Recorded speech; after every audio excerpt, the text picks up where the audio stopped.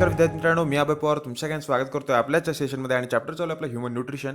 मागच्या सेशनमध्ये आपण समजून घेतलं histology of gastrointestinal tract. त्यामध्ये काय काय आपण लेअरचा अभ्यास केला होता. Outer to inner, outer serosa, त्यानंतर मस्क्युलॅरिस, त्यानंतर सब म्युकोसा आणि म्युकोसा. एक तर तुम्हाला आउटर टू इनर विचारतील किंवा इनर टू आउटर विचारतील. त्यामध्ये आपण एक महत्त्वाचा पॉईंट बघितलेला, जे काही ऑब्लिक मसल्स असतात ते फक्त कुठं प्रेझेंट असतात, तर स्टमकमध्ये प्रेझेंट असतात. असे काही काही महत्त्वाचे MCQचे क्वेश्चनसुद्धा आपण बघितलेले. ते झाल्यावर आपला पुढचा टॉपिक असणार आहे डायजेस्टिव्ह ग्लँडचा. म्हणजे आपण एलिमेंटरी कॅनलचा सगळा पार्ट कव्हर केला, त्यानंतर हिस्टोलॉजी आपण बघितली. आता जो पार्ट कुठला बघतो आपण, डायजेस्टिव्ह ग्लँडचा. आता ह्या ज्या सगळ्या ग्लँड्स आहेत ते कशासाठी हेल्प करणार आहेत, तर डायजेशन या प्रोसेससाठी हेल्प करणार आहेत. आणि त्या एलिमेंटरी कॅनलच्या बरोबर त्यांचं असोसिएशन असतं. आता हे कसं असतं, त्याचं लोकेशन कसं असतं, ते कुठं कुठं प्रेझेंट असतात ते समजून घेऊया आपण आजच्या सेशनला. सुरुवात करूया आपण आजच्या सेशनला. आता जो फर्स्ट पॉईंट सांगितला तो काय बघा, तर digestive glands are associated with alimentary canal include the salivary gland, liver and pancreas. पहिली काय सांगितलं बघा, सलायव्हरी ग्लँड. सेकंड आहे लिव्हर आणि थर्ड काय पॅनक्रियाज. त्याच्याबरोबर गॅस्ट्रिक ग्लँडसुद्धा असतात आणि इंटेस्टिनल ग्लँडसुद्धा असतात. पण इथं मेजर 3 आहेत बघा, सलायव्हरी, लिव्हर अँड पॅनक्रियाज. त्यामध्ये बघा आता प्रत्येकाचं पहिलं लोकेशन आपण बघून घ्या काय आहे ते. जी सलायव्हरी ग्लँड आहे ती कुठं प्रेझेंट आहे, आपल्या ओरल कॅव्हिटीमध्ये. आणि ओरल कॅव्हिटी म्हणजे आपल्याला माहीत आहे माउथ नंतर काय असतं, ओरल किंवा बक्कल कॅव्हिटी. त्यानंतर बघा जो पार्ट असतो आपला ॲबडॉमिनल कॅव्हिटीचा, म्हणजे आपण सुरुवातीच्या लेक्चरमध्ये मी तुम्हाला सांगितले बघा, आपल्याकडं ज्या कॅव्हिटीज आहेत, एक झालं ओरल कॅव्हिटी, त्यानंतर जिथं लंग्स प्रेझेंट असतात आपले ते एका कॅव्हिटीमध्ये प्रेझेंट असतात, त्याला म्हणतो असतो आपण थोरॅसिक कॅव्हिटी. आणि लोअर साईडला बरोबर ॲबडॉमिनमध्ये काय असतात, ॲबडॉमिनल कॅव्हिटी, जिथं आपले सगळे विसरल ऑर्गन्स प्रेझेंट असतात. आता ॲबडॉमिनल कॅव्हिटीमध्ये डायफ्रामच्या बरोबर इथं खाली काय दिसते बघा आपल्याला, तर लिव्हर दिसते. ही एक ग्लँड झाली. त्यानंतर बघा इथं येलो कलरमध्ये काय दिसतं आपल्याला, पॅनक्रिया. या तीनचं फक्त ग्लँडचं लोकेशन समजून घ्यायचं. ओरल किंवा बक्कल कॅव्हिटीमध्ये कुठली ग्लँड आहे, सलायव्हरी ग्लँड. त्यानंतर ॲबडॉमिनल कॅव्हिटीमध्ये पॅनक्रिया आणि सेकंड कुठली, लिव्हर. त्यामध्ये आता सगळ्यात पहिलं आपण काय बघतोय बघा, सलायव्हरी ग्लँड. त्यामध्ये फर्स्ट पॉईंट बघा, there are 3 pairs of the salivary glands which open in the buccal cavity. पेअरमध्ये आहेत. आणि पहिल्याचं नाव काय बघा, पॅरोटिड. आणि नाव आणि त्याचं लोकेशन व्यवस्थित लक्षात ठेवा. पहिल्या सलायव्हरी ग्लँडचं म्हणजे ज्या 3 पेअर्समध्ये असतात त्यातली पहिला बघा पॅरोटिड. पहिला शब्द काय, पॅरोटिड. लोकेशन काय बघा, in front of year. In front of year किंवा इयर लोबच्या जवळ आपले प्रेझेंट असतात. पुढं आपण इमेजसुद्धा बघणार आहे. त्यानंतर आहे submandibular gland are present below the lower jaw. आता 2 जबडे आहेत आपल्याकडे, वरचा जबडा आणि खालचा जबडा. वरच्या जबड्याला आपण म्हणत असतो मॅक्झिला, आणि जो खालचा जबडा असतो त्याला म्हणत असतो आपण मॅन्डिबल. म्हणून त्याला ते शब्द काय वापरला बघा, सब मॅन्डिब्युलर ग्लँड. आपल्या लोअर जॉच्या जो अँगल असतो तिथं प्रेझेंट असतात, म्हणून त्याला म्हणायचं सब मॅन्डिब्युलर ग्लँड. थर्ड बघा, the Gland present below the tongue, म्हणजे जिभेच्या खाली प्रेझेंट आहे, सबलिंग्युअल. मग 3 नावं आपण लक्षात ठेवणार. एका ग्लँडचं नाव आहे सलायव्हरी ग्लँडचं सगळ्या, पॅरोटिड, त्यानंतर सब मॅन्डिब्युलर, आणि तिसरी काय तर सबलिंग्युअल. लोकेशन आपण बघूया. सगळ्यात पहिली बघा पॅरोटिड, जी आपल्या इयर लोबच्या जवळ आहे, त्याला काय म्हटलं आपण, पॅरोटिड. येलो कलरमध्ये तिथं तिथं हायलाईट केलं आहे बघा. त्यानंतर सब मॅन्डिब्युलर. आता हा वरचा जबडा असणार आहे आपला आणि हा काय असणार आहे, खालचा जबडा असणार आहे. त्याचा जो अँगल असतो बरोबर तिथं काय प्रेझेंट आहे बघा, लोअर जॉच्या इथं सब मॅन्डिब्युलर. त्यानंतर बघा सबलिंग्युअल, म्हणजे आपली जी जीभ आहे इथे जीभ असणार आहे, त्या जिभेच्या बरोबर काय असणार आहे, खाली असणार आहे, म्हणून त्याला काय म्हणतो आपण, सबलिंग्युअल. परत एकदा आणखी एकदा रिवाईज करा व्यवस्थित. लोकेशन तुम्हाला विचारलं जाऊ शकतं. पॅरोटिड ग्लँड, ही ग्लँड कुठं प्रेझेंट आहे, पेअरमध्ये असते, पण ते कुठं प्रेझेंट आहे, आपल्या इयर लोबजवळ प्रेझेंट आहे. सेकंड कुठली आहे बघा, सब मॅन्डिब्युलर, लोअर जॉ. लोकेशन व्यवस्थित लक्षात ठेवा. आणि जी सबलिंग्युअल आहे ती ग्लँड कुठं प्रेझेंट आहे, आपल्या टंगच्या बरोबर खाली, बिलो टंग. त्यानंतर बघा पुढचा point, the salivary gland are made up of 2 types of cell. आता इथं आपण ग्लँड्स बघितल्या. आता सेल कुठल्या कुठल्या आहेत बघा. एकाचं नाव आहे सिरस सेल. काय सिक्रेट करत असतं, डायजेस्टिव्ह एन्झाईम, सलायव्हरी अमायलेज. 2च सेल आहेत. एकाचं नाव आहे सिरस सेल, जे अमायलेज सिक्रेट करत असतं. आणि या अमायलेजचं काय फंक्शन आहे ते आपण पुढं बघणार आहे. डायजेशन जेव्हा आपण सगळ्या काही काही रिॲक्शन बघणार आहे, मेटाबॉलिक रिॲक्शन बघणार आहे, तेव्हा जरासं आपण समजून घ्या. आता साधं सोपं काय लक्षात ठेवायचं बघा, सलायव्हरी ग्लँड्समध्ये 3 ग्लँड झाल्या. एकाचं नाव पॅरोटिड, जी इयर लोब जवळ आहे. एकाचं नाव आहे सब मॅन्डिब्युलर, जी लोअर जॉच्या जवळ आहे आपली. आणि एकाचं नाव आहे सबलिंग्युअल, जी जिभेच्या खाली आहे. ते झाल्यावर बघा 2 सेल आपल्याला फक्त लक्षात ठेवायचे आहेत. एकाचं नाव आहे सिरस सेल, जे सिक्रेट करत असतं सलायव्हरी अमायलेज. त्याचं काय फंक्शन आहे आपण पुढं बघणारच आहे. आणि दुसऱ्या सेलचं नाव आहे म्युकस सेल. काय सिक्रेट करणार आहे, म्युकस. आणि ह्याचं काम अगोदरसुद्धा आपण बघितलं, काय करत असतं ते, ल्युब्रिकेशनसाठी हेल्प करत असतं.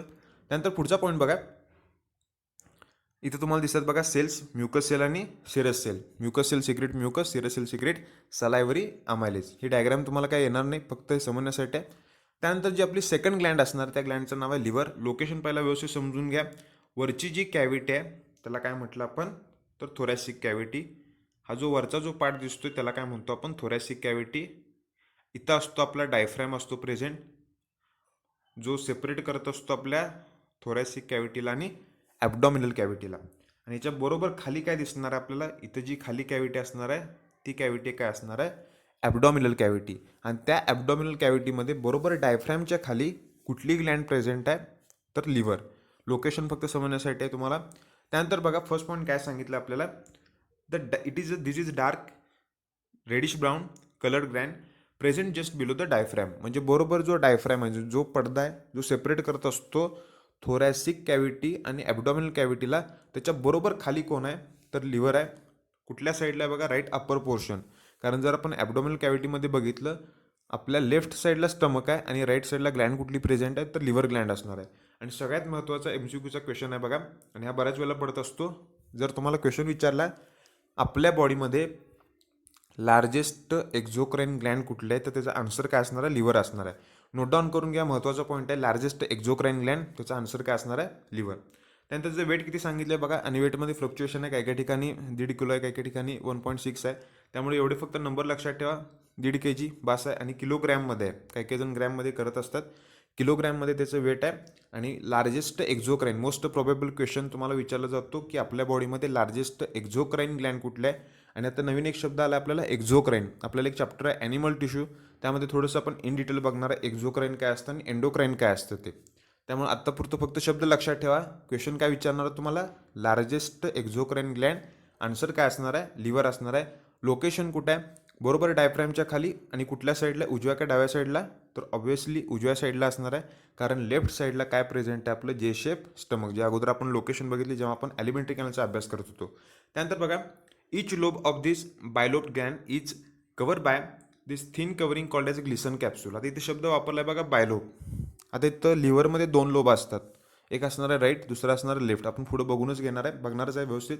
त्यामध्ये बघा एक महत्त्वाचा आणखीन एक शब्द आला आहे, ग्लिसन्स कॅप्सूल. ग्लिसन्स कॅप्सूल म्हणजे काय असतं, वरचं एक फायबरसारखं काय तर कवरिंग आहे लिव्हरच्या वरचं. आणि ग्लिसन्स या सायंटिस्टनं शोधून काढलं म्हणून त्यानं त्याचं नाव दिलं ग्लिसन्स कॅप्सूल. वरचं काय तर कॅप्सूलसारखं एखादं फायबरसारखं कव्हर केलेलं जे काही सगळं स्ट्रक्चर आहे लिव्हरच्या वर, त्याला काय म्हणणार आपण, ग्लिसन्स कॅप्सूल. शब्द व्यवस्थित लक्षात ठेवा. This capsule is made up of the connective tissue. आता कनेक्टिव्ह टिश्यू काय असतात, बऱ्याच प्रकारचे टिश्यू असतात. त्यामध्ये 4 टाईप असतात मेन. एक असतात इपिथेलियल, दुसरे असतात कनेक्टिव्ह, तिसरे असतात मस्क्युलर, आणि असतात नर्वस टिश्यू. ते आपण बघणार आहे ॲनिमल टिश्यूमध्ये. आत्तापुरतं फक्त शब्द लक्षात ठेवा, ग्लिसन्स कॅप्सूल आहे, वरचं कवरिंग आहे आणि कनेक्टिव्ह टिश्यूपासून तयार झाले.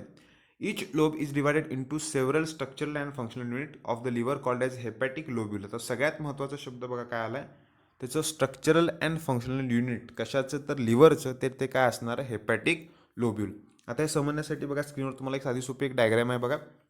लिव्हरचे 2 लोब आहेत, एक झालं काय राईट झालं, एक झालं काय झालं, लेफ्ट झालं. आणि डायग्राममध्ये बरोबर आपण उलटं बघत असतो. हा जो पार्ट असतो तो काय असतो, तर लेफ्ट साईडचा असतो, आणि हा काय असतो, तर राईट साईडचा असतो. व्यवस्थित जरा समजून घ्या. 2 लोब्स आहेत, म्हणजे 2 असे तुकडे नाही आहेत पण लोब्स आहेत म्हणू शकतो आपण. त्यानंतर जर आपण त्या टिश्यूचा, म्हणजे त्या जो काही ऑर्गन आहे त्याचा जर टिश्यूचा एक सेक्शन घेतला आणि तो कट केला, तर आपल्याला काय दिसणार आहेत बघा, असे अनेक लिव्हर लोब्युल्स दिसणार आहेत. त्याला यकृत पालिका, यकृत पिलिका असं काय तर म्हणत असतात. लिव्हर म्हणजे यकृत म्हणतो आपण मराठीत त्याला.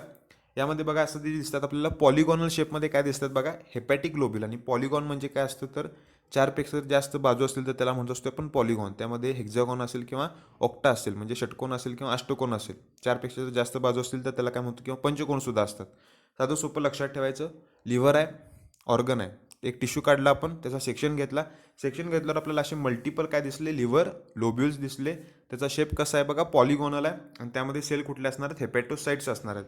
आणखीन थोडीशी जराशी आपण इमेज बघूया व्यवस्थित. हे जे आहेत त्याला काय म्हटलं आपण, लिव्हर लोब्यूल. सिंगल ह्याला काय म्हणायचं, लिव्हर लोब्यूल. मग त्यामध्ये काय काय बघा, आणि ही डायग्राम तुम्हाला ड्रॉ करा म्हणून असणार नाही किंवा लेबल करा म्हणून सुद्धा असणार नाही. हे फक्त कॉन्सेप्ट क्लिअरिटीसाठी काय काय मी तुम्हाला डायग्राम दाखवते. लिव्हरचा सेक्शन घेतल्यावर आपल्याला काय काय दिसते बघा. फर्स्ट पॉईंट बघा, आता इथे काय दिसतोय, मी जे पॉईंट सांगतो ते व्यवस्थित पहिला लक्षात ठेवा. शब्द आला आहे हेपॅटोसाइट, सगळ्यात महत्त्वाचा बघा. लिव्हर आहे, सेक्शन घेतला, हेपॅटिक लोब्यूल. या सगळ्या कंप्लीट ह्याला काय म्हटलं आपण, हेपॅटिक लोब्यूल. आणि त्यामध्ये हे जे बारके बारके दिसतात बघा, ह्याला काय म्हणायचं, हेपॅटिक सेल किंवा हेपॅटोसाइट. आणि या हेपॅटोसाईटचं काय काम असतं तर ते स्टोअर करत असतं ग्लायकोजन. व्यवस्थित नोट डाऊन करून घ्या फंक्शन. Hepatocyte store glycogen. काय स्टोअर करते ते ग्लायकोजन. आता ग्लायकोजन काय असते आपल्याला माहिती आहे की आपल्या बॉडीमध्ये ग्लुकोज असते. जर आपण जास्त प्रमाणात जर अन्न खाल्लं तर सगळ्याचंच काही ग्लुकोजमध्ये रूपांतर होऊन एनर्जी तयार होत नसते. मग जे काही एक्स्ट्रा जे काही अन्न असतं जे काही फूड असतं ते आपल्या बॉडीमध्ये स्टोअर केलं असतं in the form of glycogen. आणि ते कसं काय असतं रिॲक्शन सगळं आपण समजून घेणार आहे. फक्त आत्तापुरतं काय लक्षात ठेवायचं आपण जर जास्त खाल्लो तर त्याचं सगळ्याचं ग्लुकोज होणार नाही. तर ते जे काही ग्लुकोज आहे त्याचं कन्व्हर्जन कशामध्ये होतं एक स्टोअर फॉर्म असतो ग्लायकोजन. आणि ते कुठं स्टोअर केलं जातं तर हेपॅटोसाईटमध्ये. हेपॅटोसाईट काय करतं ग्लायकोजन स्टोअर करतं. आणि जेव्हा आपल्याला गरज असेल तर तेव्हा त्या ग्लायकोजनचं रूपांतर परत ग्लुकोजमध्ये केलं जातं. कशासाठी तर आपल्याला ऊर्जा मिळवण्यासाठी. साधं सोपं आहे बघा. नवीन एक शब्द ग्लायकोजन आहे आणि ग्लायकोजन कुठं स्टोअर केलं जातं महत्त्वाचा शब्द हेपॅटोसाईट. बऱ्याच वेळेला विद्यार्थी कन्फ्यूज होत असतात की हेपॅटिक लोब्युल्स म्हणजे काय आणि हेपॅटोसाईट म्हणजे काय. हे जे सगळं षटकोन दिसतोय आपल्याला त्याला म्हणायचं हेपॅटिक लोब्युल. त्याच्या आत जे हे सेल दिसतात बघा त्याला म्हणायचं हेपॅटोसाईट. हेपॅटिक लोब्युल वेगळा आहे आणि हेपॅटोसाईट वेगळा आहे. महत्त्वाचं आपल्यासाठी हेपॅटोसाईट आहे. त्यानंतर बघा इच हेपॅटिक लोब्युल पॉलिगॉनल. मगाशीच आपण बघितले बघा ते कसं आहे पॉलिगॉन म्हणजे चारपेक्षा जर जास्त बाजू असेल तर ते म्हणजे पेंटा असेल हेक्झा असेल किंवा ऑक्टा असेल सगळ्याला आपण काय म्हणणार आहे पॉलिगॉनच म्हणणार आहे. At the junction of the adjacent lobule the triangular portal area is present. In this portal area the branch of each hepatic artery hepatic portal vein and bile duct is present. मगाशी जी diagram आपण बघितली बघा त्यामध्ये बघा आता इथं आपल्याला काय तर दिसतंय बघा पोर्टल ट्रायड. तुम्हाला इथे इमेजमध्ये दिसतंय बघा पोर्टल ट्रायड. त्यामध्ये काय काय सांगितले बघा. एक जो शब्द गेला आपल्याला हेपॅटिक आर्टेरी. एक शब्द काय गेला बघा हेपॅटिक आर्टेरी. आता आर्टेरी म्हणजे काय असते जे ब्लड ऑक्सिजनेटेड असेल कॅरी करणारी ऑर्गनकडं ती कोण असते आर्टेरी असते. त्यानंतर म्हणजे एक ब्लड व्हेसल्स आहे एक रक्तवाहिनी आहे फक्त त्यामध्ये ब्लड कसलं असतं ज्याच्या ब्लडमध्ये ऑक्सिजन आहे ते ब्लड असतं ऑक्सिजनेटेड ब्लड. आणि ते कॅरी कोण करत असतं हार्टकडून ऑर्गनकडं त्याला म्हणतो आपण आर्टेरी. नंतर दुसरा प्रकार असतो डिऑक्सिजनेटेड ब्लड ते कॅरी करणारे असते व्हेन ते आपण पुढे बघणार आहे. हेपॅटिक आर्टेरी म्हणजे काय तर लिव्हरला ब्लड देणारी कुठली तर एखादी ब्लड व्हेसल आहे. एवढंच फक्त डोक्यात ठेवायचं. आणि ब्लड कसलं असणार आहे ते ऑक्सिजनेटेड असणार आहे. त्यानंतर बघा दुसरा शब्द काय पोर्टल व्हेन. आणि त्यानंतर बघा बाईल डक्ट. तीन शब्द आहेत. एकाला म्हटलं आपण पोर्टल व्हेन एकाला काय म्हटलं आपण बाईल डक्ट. बाईल डक्ट कशी काय अटॅच असते ते सुद्धा आपण पुढे समजून घेणार आहे. आता एक जरा महत्त्वाचा शब्द आहे तो आहे हेपॅटिक पोर्टल व्हेन. तो जरासा आपण कॉन्सेप्ट क्लिअर करून घ्या. हेपॅटिक पोर्टल व्हेन कारण ते बऱ्याच वेळेला विद्यार्थ्यांना समजत नाही नक्की ह्याचा अर्थ काय आहे. हेपॅटिक म्हणजे समजून घ्यायचं जर कधी पण शब्द आला हेपॅटिक तर तो कशाच्या संदर्भात असणार आहे तर लिव्हरच्या संदर्भात असणार आहे. हेपॅटिक लोब्युल्स असतील हेपॅटोसाइट्स असतील. आता हेपॅटिक पोर्टल व्हेन आपण समजून घ्या. हेपॅटिक म्हणजे लिव्हर कळालं आपल्याला काय तर लिव्हरच्या संबंधित आहे. पोर्ट म्हणजे काय म्हणत असतो आपण त्याला शब्दशः मराठीत अर्थ म्हणत असतो त्याला बंदर म्हणत असतो. जी काही मालवाहतूक जी काही करणारी जी जहाजं आहेत ती एका ठिकाणी येत असतात आणि हा जो एरिया असतो त्याला काय म्हणत असतो आपण बंदर म्हणत असतो. मग जो काही सगळा जो काही त्यामध्ये जो काही माल असेल तो कुठं टाकला जातो तर इथं बंदरावर टाकला जातो. मग तेच फक्त कॉन्सेप्ट इथं आपण समजून घ्यायचे आहे. त्यासाठी सगळ्यात पहिलं आपल्याला जे काही सर्क्युलेशनचं आहे जे आपण 12वीत बघणार रेस्पिरेशन आणि सर्क्युलेशनमध्ये त्याची थोडीशी बेसिक आपल्याला आयडिया आली पाहिजे. मग आपल्याला हे हेपॅटिक पोर्टल व्हेन काय ते समजते. साधं सोपं समजून घ्यायचं की आपण ऑक्सिजन आत घेत असतो तो कुठं जाणार आहे आपल्या लंग्समध्ये. सगळ्या कॉम्प्लिकेटेड गोष्टी काय लक्षात ठेवायच्या नाहीत. मी जे सांगतो ते फक्त कॉन्सेप्ट जराशी क्लिअर करून घ्या. आपण ऑक्सिजन घेतला तो गेला कुठं आपल्या लंग्समध्ये गेला. पहिली स्टेप बघा श्वास आपण आत घेतला ऑक्सिजन आत घेतला सगळ्या आपल्या ट्रॅकिया वगैरे जे काही सगळे रेस्पिरेटरी ट्रॅक आहेत त्याच्या थ्रू गेला कुठं लंग्समध्ये. आता लंग्समध्ये ऑक्सिजन आहे तो कुठं गेला पाहिजे आपल्या हार्टमध्ये गेला पाहिजे. मग तो हार्टमध्ये गेला कोण कॅरी करते आत्ता काय महत्त्वाचं नाही. हार्टमध्ये ऑक्सिजन गेलाय कुठल्या तर ब्लड व्हेसलनं ऑक्सिजन आणला लंग्समधून हार्टमध्ये. आता हार्टमधून तो परत कुठे गेला पाहिजे ऑर्गनकडे गेला पाहिजे. इथे एक एक्झाम्पल आपण कन्सिडर करूया किडनीचं. किडनीला आता कोणतर ब्लड प्रोव्हाइड केलं आहे आणि मी सुरुवातीला तुम्हाला मगाशी काय सांगितलं होतं बघा एखादी जर blood vessel oxygenated blood carry करत असेल ती हार्टकडून ऑर्गनकडे नेत असेल तर त्याला म्हणत असतो आपण आर्टेरी म्हणत असतो. आणि आर्टेरीमध्ये ब्लड कसलं असतं ऑक्सिजनेटेड. आता हे सगळं ब्लड आणलं कोण जे रेड कलरमध्ये दिसतंय ते लक्षात ठेवायचं ऑक्सिजनेटेड असणार आहे. ते कुठं आलं एका ऑर्गनकडे गेलं. रिनल आर्टेरी त्याला आपण शब्द वापरू शकतोय. आणि एक ऑर्गन आपण कन्सिडर करतोय किडनीचा. त्यानंतर किडनीनं तो ऑक्सिजन काढून घेतला. किडनीनं त्याला मेटाबॉलिक रिॲक्शन्स काय तर करायचे आहेत. किडनीनं काय केलं तो ऑक्सिजन त्या ब्लडमधला काढून घेतला. मग ते ब्लड कसलं झालं आता डिऑक्सिजनेटेड झालं म्हणजे ऑक्सिजन रिमूव्ह केला. मग ते आता कॅरी कोण करत असते, तर व्हेन कॅरी करणार आहे. कोण कॅरी करणार आहे, व्हेन कॅरी करत असते. मग जे डिऑक्सिजनेटेड ब्लड आहे ते कॅरी केलं व्हेननं, परत कुठं नेलं, हार्टकडं. आणि ते डिऑक्सिजनेटेड ब्लड परत कुठं जात असतं, तर लंग्सकडे जात असतं. कशासाठी जात असतं, तर ऑक्सिजनेशनसाठी. आणि त्यानंतर परत त्याचं ऑक्सिजनेशन होऊन ते परत जाणार आहे हार्टकडं. मग ह्याला आपण म्हणत असतो डबल सर्क्युलेशन. आता काही जरी डोक्यात गेलं नसलं तर दोन गोष्टी तुम्हाला समजल्या पाहिजेत. आर्टरी कॅरी करत असते ब्लड कुठलं, तर ऑक्सिजनेटेड. आणि व्हेन कुठली करत असते, तर डिऑक्सिजनेटेड. एवढं फक्त लक्षात ठेवायचं. आणि तिथं काय समजून घ्यायचं आहे बघा आपल्याला. हा जो पार्ट असतोय स्पेसिफिक जरासं एनलार्ज करून आपण बघूया. त्यामध्ये काय बघा, डायजेस्टिव्ह ट्रॅक्ट सांगितलं आहे. Digestive tract. आता इथं तुम्हाला एकतर शब्द असेल डायजेस्टिव्ह सिस्टीम. मी काय काय शब्द सांगतो व्यवस्थित लक्षात ठेवा. डायजेस्टिव्ह एकतर सिस्टीम तुम्हाला MCQला ऑप्शनमध्ये टाकला असेल, किंवा काही काही वेळेला स्प्लीन, लिव्हर किंवा इव्हन इंटेस्टाईन सुद्धा टाकत असतात. पण मोस्टली इंटेस्टाईन आणि डायजेस्टिव्ह सिस्टीम. आता इथं कुठल्या दोन गोष्टी कनेक्ट होतात, हे दोन शब्द व्यवस्थित लक्षात ठेवायचे. आता आपण जर तुम्हाला आठवत असेल ॲलिमेंटरी कॅनलचा पार्ट, त्यामध्ये काय काय सिक्वेन्स आपण बघितलेला. पहिला माउथ, मग बकल कॅव्हिटी, त्यानंतर कुठला असतो इसोफॅगस. इसोफॅगस झाल्यावर लेफ्ट साईडला आपलं स्टमक आहे. स्टमकमध्ये डायजेशन झालं, स्मॉल इंटेस्टाईनमध्ये डायजेशन झालं. त्यानंतर ते स्मॉल इंटेस्टाईनमध्ये काय केलं जातं, त्याचं ॲब्झॉर्प्शन केलं जातं. ते कुठं केलं जातं, आपल्या ब्लडमध्ये. आता ब्लडमध्ये जे काही सगळं आहे ते काय असणार आहेत, न्यूट्रिएंट्स प्रेझेंट असणार आहेत. आता इथं काय लक्षात ठेवायचं बघा, आपल्याकडं इंटेस्टाईन आहे. इंटेस्टाईनमध्ये न्यूट्रिएंट्स प्रेझेंट असणार आहेत.